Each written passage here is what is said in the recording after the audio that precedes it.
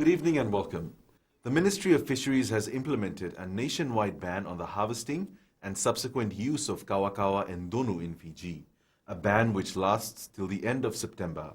In spite of this, authorities continue to receive reports of these species being harvested.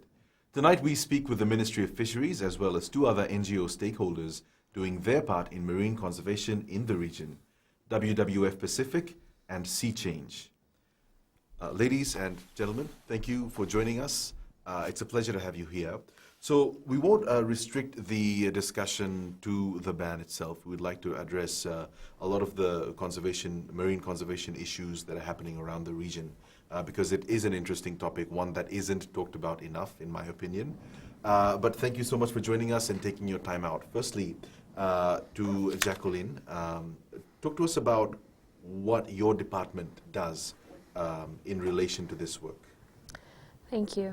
On behalf of the Minister of Fisheries, the PS, and the Permanent Secretary, and the Deputy Secretary and management, we'd like to thank you for this opportunity to create awareness on the kawakawa and donu. For the Ministry of Fisheries, we are responsible for the enforcing and management of our marine resources here in Fiji. So we work with our partners, our NGOs, our institutions as well, in trying to meet this aim, this vision to become the best fisheries in the Pacific. Laithia, you're from WWF. For someone watching at home who may not be aware, who's never heard of WWF before, talk to us about some of the work that your organization does in general. Thank you. First of all, thank you for having us here. It's a good opportunity to share what we're all about as well. So WWF Pacific has been around for the past 3 decades in Fiji. Internationally, WWF International started in 1961 in Switzerland. The mission of WWF is to stop the degradation of our national environment. And at the same time, we would like to build a better tomorrow in which human or people are living with harmony with nature. So we are doing this by carrying out 3 specific tasks, which involves conservation of biodiversity. For Fiji specifically, we're working in the northern and the western division at the moment. We've also worked in the Lau group and the southern, but as of today, we're working with the province of Maduata and the province of Mba, mainly in capacity building, raising awareness on how they can better manage their marine resources and their natural resources as a whole. So does WWF operate only within Fiji?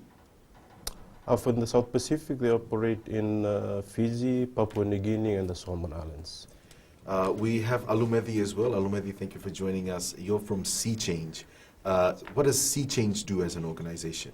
Thank you. Sea Change is a non-profit organization, and we improve lives through strategic communications and behavioral change initiatives. And you know, all 3 of us were discussing the issue at hand before, and the one thing that came out very clearly was that there are 3 separate organizations with one vision, especially in relation to this ban that lasts till the end of September. So what is that common vision, Jacqueline? What would you say is that common vision? So the purpose of the kawakawa and donu ban is to try and conserve these species that belong to the 2 families known as kawakawa and donu. These are very high value species. So in Fiji, they're currently traded as A-grade species. So from research that's been conducted in the past and is currently being conducted, it is noted that their population is decreasing. That is the main reason that we have this kawakawa and donu ban in place. So the way that this relationship works between these 3 stakeholders is, if I'm not wrong, so the Ministry of Fisheries has the role of the enforcer, right? Yes. And what exactly does that entail? Okay, so with the Ministry of Fisheries' role in this ban is to we put forward the legislation, so now we have a regulation in place that protects the Kaukau and Donu species through the months of June to September. This is their peak breeding season. So the role of the ministry during this time is to ensure that awareness is created and that people are informed, and to also ensure that people abide by the rule that is in place. So we enforce this regulation. And Ms. Almedi, what role does Sea Change have in bringing about this campaign? Thank you. Sea Change created the campaign for the Ministry of Fisheries. And for us, because we know that fishing is getting harder, and also for these fish, because they are A-grade fish, they'll be the first ones to go. Right. So we might lose this fish. And why we're doing this is that we are trying to revive our fisheries. So these are very highly sought after species, right? And in bringing about the program, what was the idea behind this? So what prompted Sea Change to do this? It's because these two fish, Kaukau and Donu, Right. they are vulnerable during spawning because they usually gather together during spawning, and that is when they are vulnerable because people know the spot where they spawn and also the time when they spawn, and that is when the fishermen usually goes out and get as much as they can. And that's why the numbers are declining. Mr. Laithia, what about the WWF? What role is it playing in this ban? For WWF, we have two programs at the moment. One is the Sustainable Seafood and Fisheries. The second one is the Great Sea Reef Program. And for this Kaukau and Donu ban particularly, under the Great Sea Reef Program for the Pacific, we worked with the communities of Madhuwata. There is a survey that has been happening for Fiji in the last 5 or 4 years, which is called the Fish Spawning Potential Survey. So we did this with communities of Madhuwata. They collected the data. By data, I'm saying they gutted their fish. They assessed whether it was a male or female and whether it was mature or immature. And then after 1 whole year, we analyzed the data and we presented back to them. How was the level of spawning for different species? There was about 20. So out of that 20, they selected one of the species of Kaukau and Donu, which is the camouflage group. It's called Kasala in Madhuwata and other areas in Fiji. So they started the 1-year ban specifically for 4 districts in Madhuwata. So when Sea Change initiated the 4FJ campaign, we also supported and we helped out by taking the message to the communities and letting them know how do you feel about if there was a ban in Kaukau and Donu, how would it influence your daily living, and so that's how we get that information, and we help by feeding the information back to Sea Change and the ministry. So you do a lot of work at the grassroots level within these communities. And I'm guessing that probably entails going out into these, remote places and then working a lot with, working with face-to-face interaction with a lot of people, right? Yes. So we've got some really interesting perspectives here. This isn't the first year that this ban has been implemented, right? It has existed for a while now, and problems with enforcement still exist. Yeah. We'd like to investigate some of these enforcement issues, but that's coming up in our next segment. We'll be back right after the break.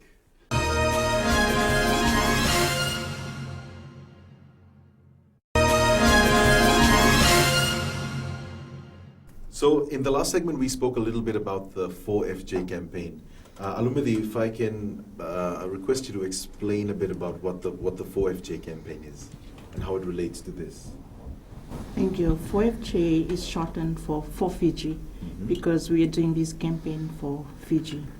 And we also have a logo that at the bottom that says a movement to protect our way of life.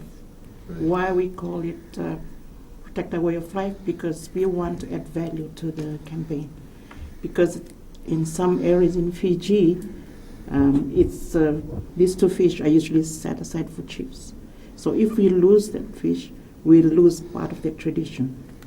And also because it's a nice eating fish, a lot of people like to eat this fish. And also because fishermen get more from selling this fish. So it's important that it's important for the lives of people in Fiji. So that's why we called it For Fiji and shortened 4FJ. Right, so I mean, it's not just an issue of marine or fish conservation. It's also a human interest issue, right? It's a social issue as well. And I think Laithia has some very good perspectives with that, and we would like to investigate that further. But talk to us about the history of the 4FJ campaign. I understand that it only became legally enforceable this year, but in the years before, Sea Change did a lot of advocacy work on it. Thank you. We launched the campaign in 2014. When we started, we did it as a voluntary pledge, where people come in and pledge not to eat, not to buy, and not to sell. Because if you don't eat, you will not buy, and if you don't buy, you will not eat, and if you don't sell, people won't buy it from you. And that is how we started the campaign. So people will hold a fish, and then publicly pledge that, I will not eat, buy, or sell, so that people see you and, okay, I saw you pledged already. And I've seen some of those, photos going around social media as well. So I mean, it's a good, it's an interesting, advocacy campaign. Was the public generally willing or accepting of this? Were they willing to come on board? Did you face resistance initially? When we told them the reason why, they came out and pledged. I think sometimes we don't tell people why we do things, and also because sometimes it's usually a top-down approach.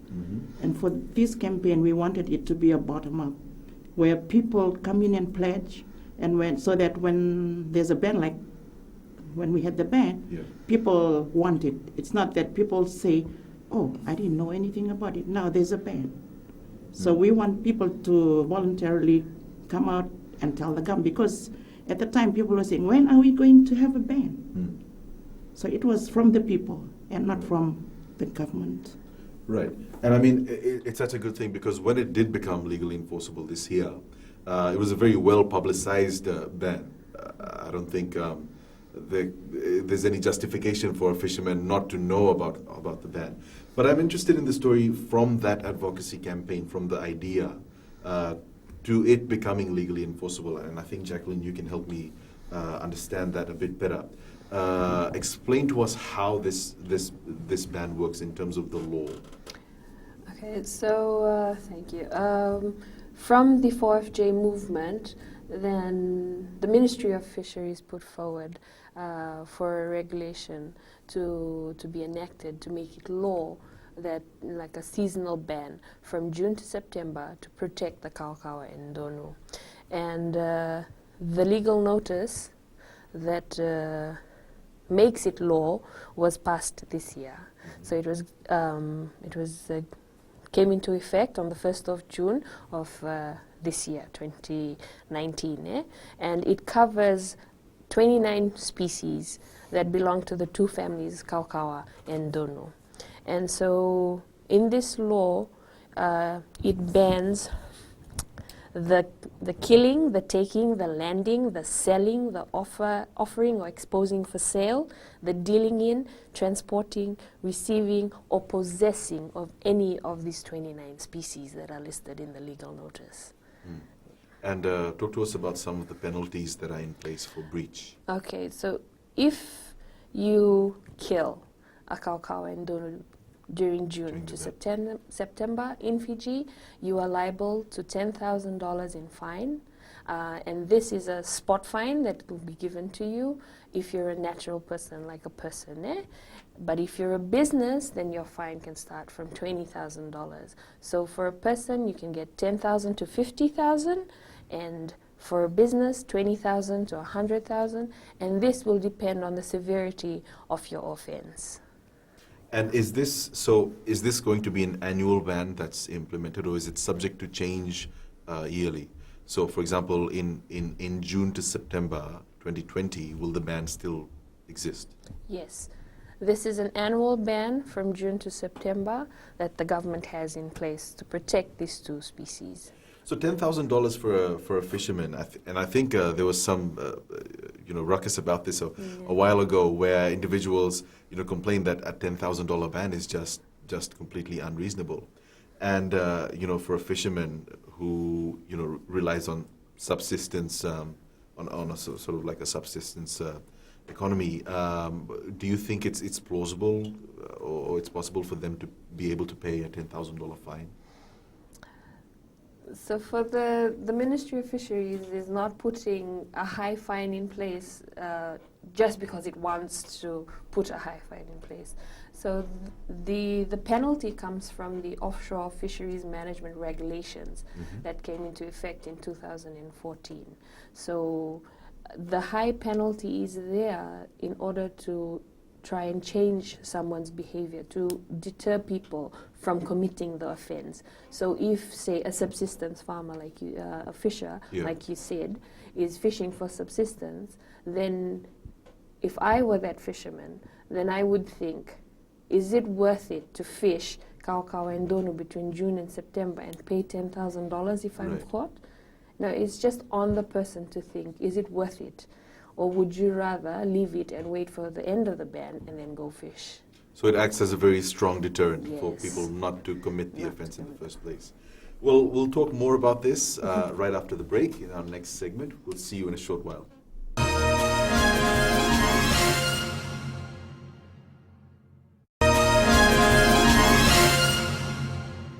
So, Laithia, my next question is for the WWF.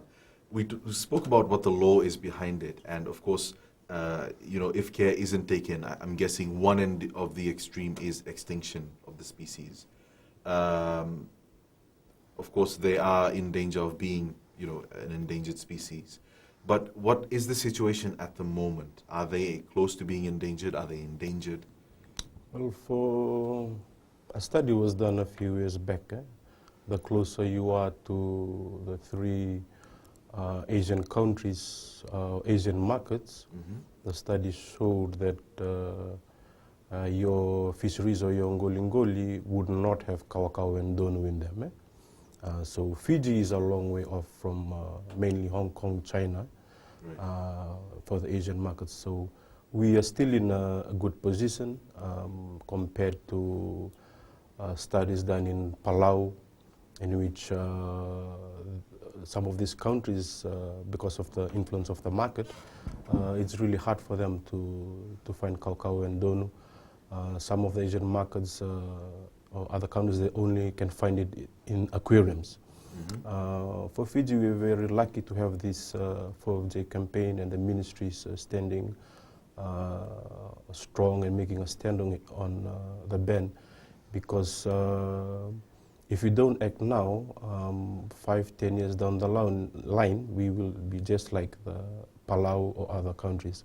So the real issue or the concept here is for our communities especially to have a long-term view, or to look ahead rather than just today. When you go into the science of the fish, when you're catching one fish that is undersized or it has not reached its maturity yet, it's about 1,000 fish that you are catching. And by doing that, you're like robbing your future generations from those 1,000 or more than 1,000 fish. So that is the concept behind why we have these laws. And for WWF, when we talk with the communities, this is something that we encourage them or we empower them to do, is do not just look at today, but look at the long term. So it's about all of these, communities taking ownership of their own conservation. It's interesting because clearly the evidence is there. I mean, this has happened elsewhere around the world, and especially with these, larger, more economically stronger countries coming in, there needs to be a lot of political will as well, right? In your experience in getting the 4FJ campaign off the ground, did you see that there was political will to come on board with all of these things? Yes. Like for everybody who came and pledged, they're from all walks of life. Mm. So they were willing to come out and pledge not to eat, buy, and sell the fish. Mm. And also we had champions for the campaign. We had fishermen, we had chiefs, we had sports people, we had the Methodist Church and other denominations, and also supermarkets and other businesses and business houses, and government as well. Mm-hmm. And so next I'd like to sort of investigate what happens from the time that a fish is confiscated and what legal procedures take place after that. So take us through that process, Jacqueline. Suppose you go to a location where you see that these fish are being sold. What happens then? What does the Ministry of Fisheries do? Okay, so confiscations take place for the principal intent of seizing evidence. Mm-hmm. And this is evidence to prove that you have offended against the ban. But seizures and confiscations, they also deprive the offenders of the benefits of taking part in this illegal activity. And so the ministry has clear processes in place for seizures and confiscations. So all catch is documented and photographed, and they are stored securely in the various locations, the fisheries service centers around Fiji. And when a confiscation takes place, we fill in a property record sheet.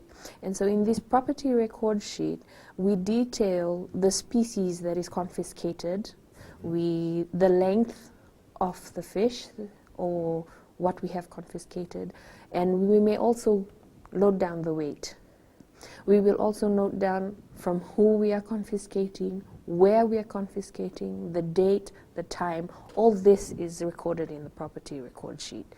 And it is good to know that one copy will be provided to the person that we're taking the fish from, we're confiscating from. One copy of the PRS, as we call it, stays with the fish or whatever is seized, and one copy remains with us for our files.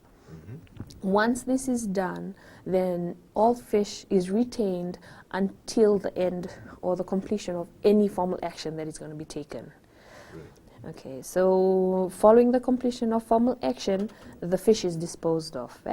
And as much as possible, we're trying to ensure that the benefits of seized or confiscated catch are returned to the people of Fiji or to the ecosystems from which they are taken.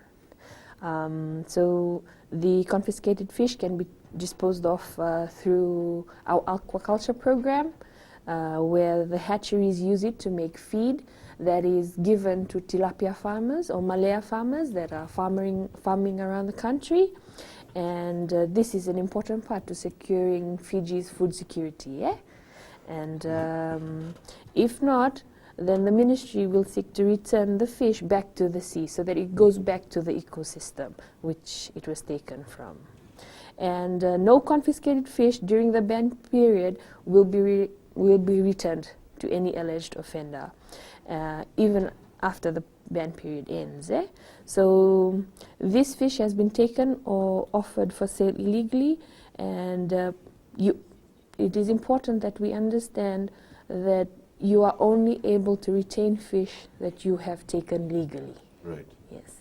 And so once all of that happens and the confiscation process is done, how long does it take? Because the Ministry of Fisheries does not have prosecutorial power in this sense, right? It has to be, it has to go to court. So how does that happen? How does that work? So after confiscation takes place, the officer responsible will be obligated to create a case file in which evidence is collected, and once the case file is prepared, this is submitted to executive management, who then make the decision on the proceedings to take place. Okay. So once the case goes to court, or if you're issued, say for example, if you're issued with a fixed penalty notice of 10,000 for a natural person or for 20,000 for a business, then the person is obligated to pay within 21 days. if you are unable to pay within 21 days, then the proceeding automatically goes to court. And once we reach court, the decision on the disposal of the fish rests solely on the judge, who will be overseeing the court procedures. Right. Yeah. So interesting that. Thank you. We'll have more for you right after the break.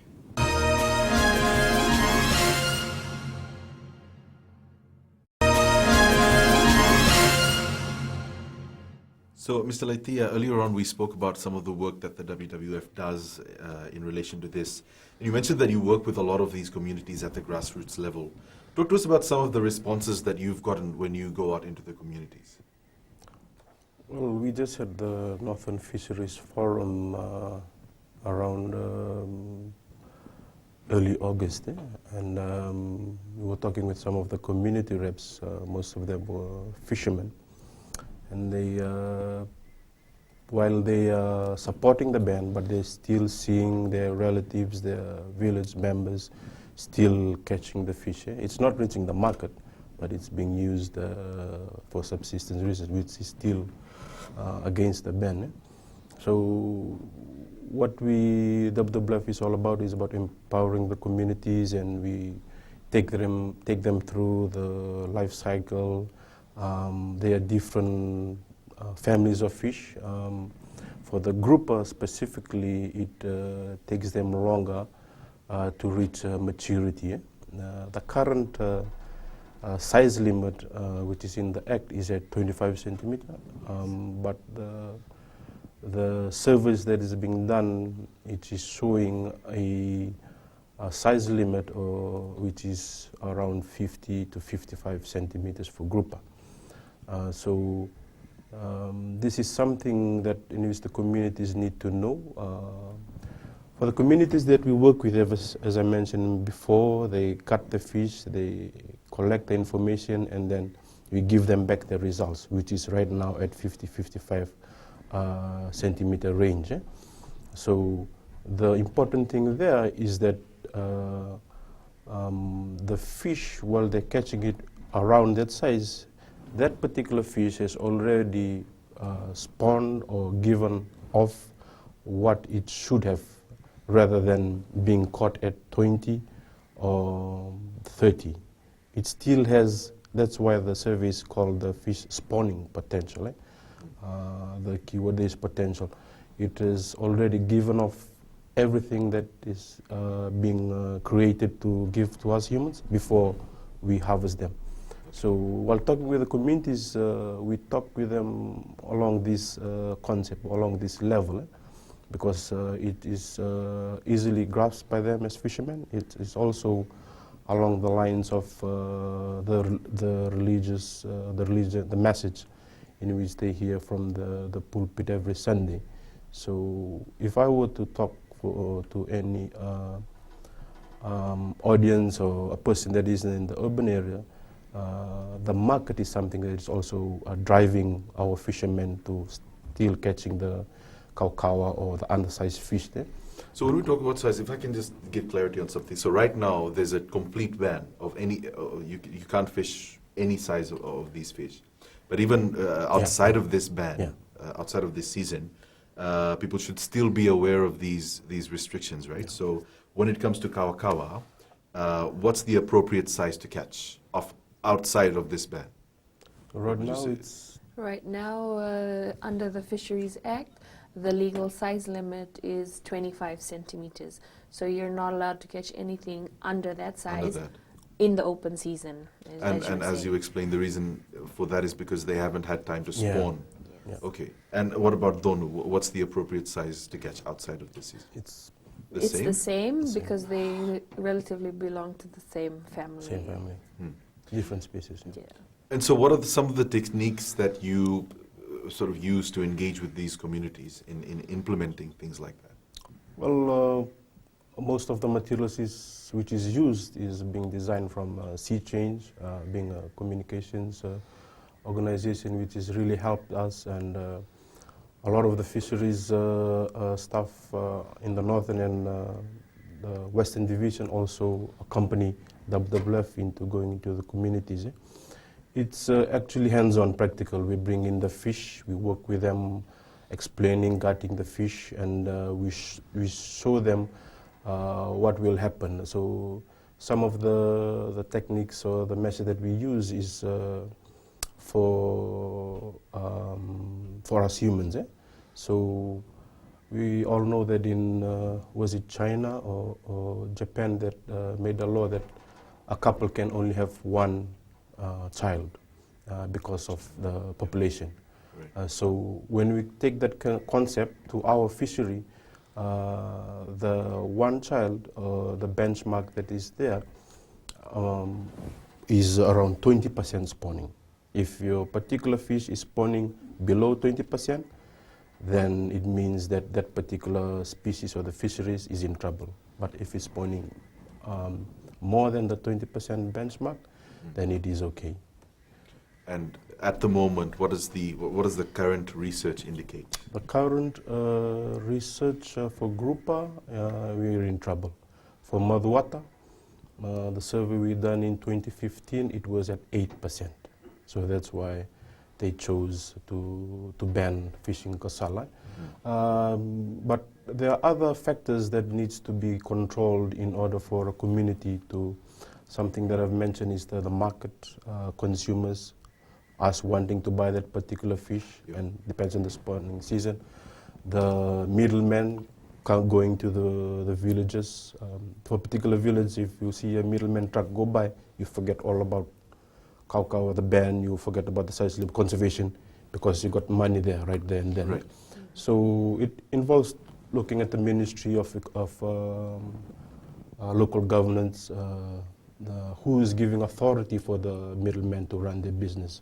It involves talking with the middlemen, it involves talking with the market vendors. It is much more than just that law in itself. So we are trying, for WWF, we're trying to cover these gaps so that, as I said, there can be harmony between people and the nature. Yeah. And Ms. Alamadhi, when we talk about getting the information out into these communities, this is something, to my understanding, that Sea Change does pretty well. You specialize in strategic communications. So how does that specialization come into play here? How would you say that you're contributing through your specialization in communications? We make use of the media. As you know, we send out press releases. We have champions that we send out to the media to publicize, and also we do pledge drives. Right now we're in the north doing pledge drives. So usually around festivals and other events, that is when we go out, because we know there are some people who still don't know about the why. Mm-hmm. And they know, because when we go out, they tell us they know about the ban, but some of them say they don't know why. Right. So we still have a lot of work to do. And this work, of course, continues, right? Yes. So it would be interesting to hear, some of the stuff or the projects that Sea Change has in store for the future. We'll talk about that in the final segment when we come back from our next break.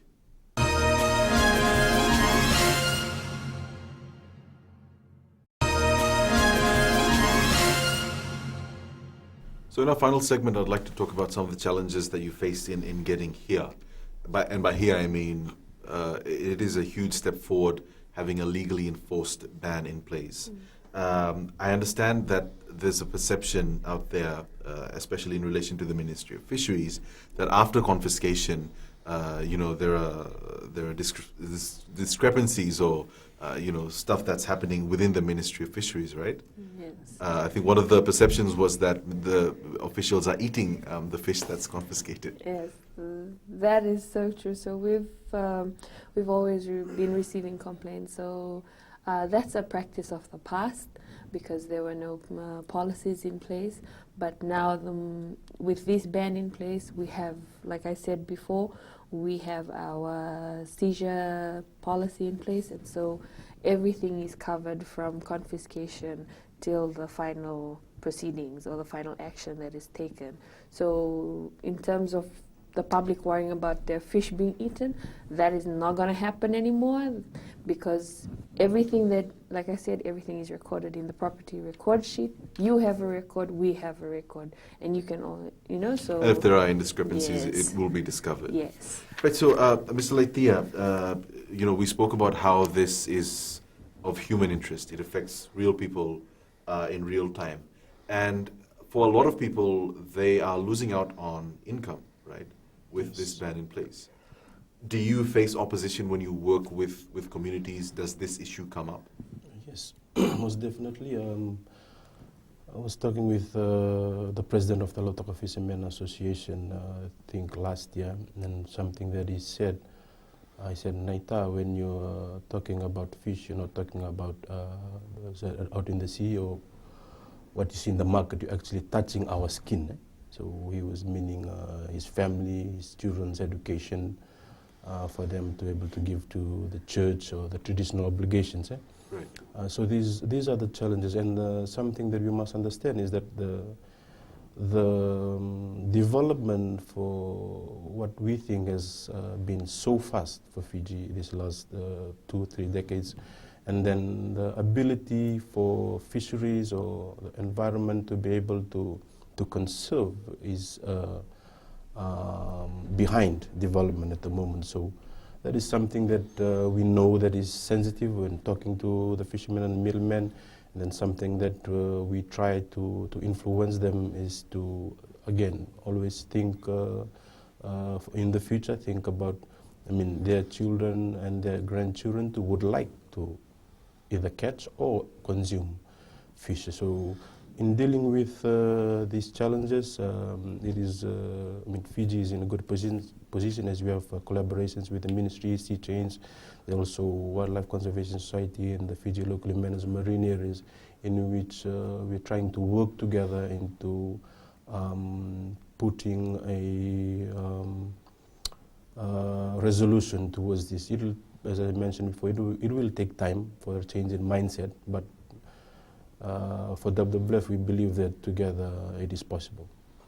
And especially for the work of Sea Change as well, because you do a lot of this advocacy, both at a community level and from the top down. So what do you think needs to be done for the ban to be implemented in a better way? What challenges do you think there are? What obstacles are there? First of all, we need to educate them on why we're doing this, because even for us, sometimes the fishermen come to us, the middlemen especially, you'd say, are you God? Do you go under the sea and count all those fish Right. to know how many are there? And also because we tell them, it's not that, we are not God, but your Bible. God put you here to look after and manage all those resources. For the others, we also tell them, if you're a fisherman, we know you have a family to feed. But if you leave them to breed, to let them release their eggs, you'll always have more in the future. So if you don't do that, you'll suffer in the end. And that's sort of the skepticism that's always expected when you have an idea like ecocentrism, putting your environment at the center of your development.